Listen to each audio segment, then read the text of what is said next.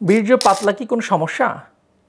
অনেক সময় রোগীরা আমাদের কাছে এসে বলে, ডাক্তার সাহেব আমার বীর্যটা পাতলা বা আমার বীর্য পাতলা হয়ে গেছে। কি করলে বা কি খাবার-দাবার খেলে আমি বীর্য ঘন করতে পারি? প্রথমেই আসি যে এটা মেডিকেল সায়েন্সে কোনো সমস্যা কিনা। আমাদের বীর্যের যে স্পেসিফিক গ্র্যাভিটি বা ঘনত্ব সেটি হচ্ছে 1.08, মানে পানি থেকে অল্প বেশি, মানে পানি থেকে এটি ন্যাচারালি অল্প একটু গাঢ় হবে। সেটি কিন্তু যে খুব বেশি ঘন হবে বা গাঢ় হবে সেটি এমন কিন্তু কিছু না। এবং বীর্য যদি পাতলা হয় তাতে কিন্তু আপনার বাচ্চা কনসিভ করা বা সেক্সুয়াল কোনো সমস্যা হবে না। তাই যারা বীর্য গাঢ় করতে চান বা বীর্য পাতলা নিয়ে দুশ্চিন্তায় আছেন, আগে আপনার জানতে হবে সেটি কোনো সমস্যা কিনা এবং সেটার জন্য ট্রিটমেন্ট লাগবে কিনা।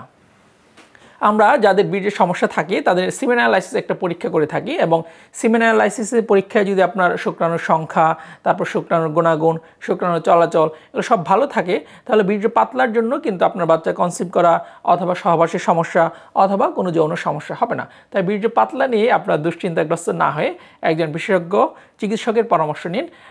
এবং এটা যদি আপনি সিমেন অ্যানালাইসিস রিপোর্টে আপনার বীর্যের কোনো সমস্যা আসে, যেমন অনেক সময় দেখা যায় যে বীর্যের শুক্রাণুর সংখ্যা কম থাকে, যেমন অলিগোস্পার্মিয়া থাকে অথবা অ্যাসথেনোজোস্পার্মিয়া থাকলে আপনার শুক্রাণুর নাড়াচাড়া কম থাকে অথবা টেরাটোজোস্পার্মিয়া থাকে যে আপনার শুক্রাণুর স্ট্রাকচার বা গঠনের সমস্যা থাকে, এই ধরনের যদি সমস্যা থাকে তাহলে আপনার চিকিৎসা লাগবে। কিন্তু বীর্য যদি পাতলা থাকে এবং আপনার বীর্যের গুণাগুণ যদি ভালো থাকে তাহলে কিন্তু আপনার জন্য কোনো চিকিৎসা লাগবে না।